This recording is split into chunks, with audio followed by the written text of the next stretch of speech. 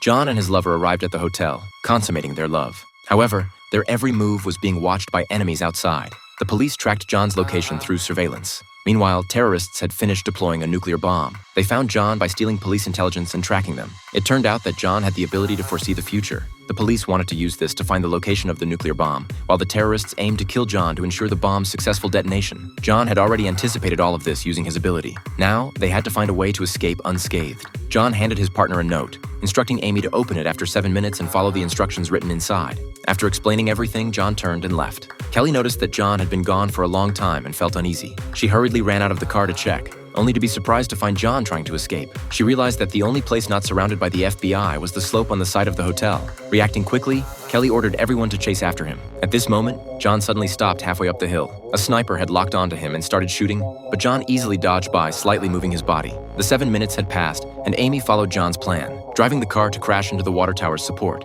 As the water tower collapsed towards the slope, the car had already rushed to the midpoint of the hill. The police, with nowhere to go, had to temporarily give up the chase and hide behind a large rock. John used his ability to foresee the future, arriving at a fixed position and timing it perfectly. Just as the car was about to hit him, he quickly crouched down, successfully avoiding danger. The other police officers were forced to abandon the pursuit, hindered by the water tower debris. It seemed that John could escape smoothly, but when he reached the foot of the hill, he encountered Kelly. Of course, Jack had anticipated all of this. At this moment, the trees above were about to fall on Kelly. In the end, John's compassion led him to save the woman. Due to the failure of the terrorist plan, they changed their target and captured Amy, using her to force John to meet them. John, having foreseen everything, was devastated because he had tried many methods, but ultimately could not change Amy's fate. Kelly, whose life was saved by John, decided to help him. She first contacted headquarters to request support, and then cut off communication signals within a 2-mile radius. She then led everyone to a ship, proceeding cautiously with each step, as they didn't know how many enemies were hiding around them. Time was running out, and they had to rescue Amy before the nuclear bomb exploded. John directly used his ability to foresee the future,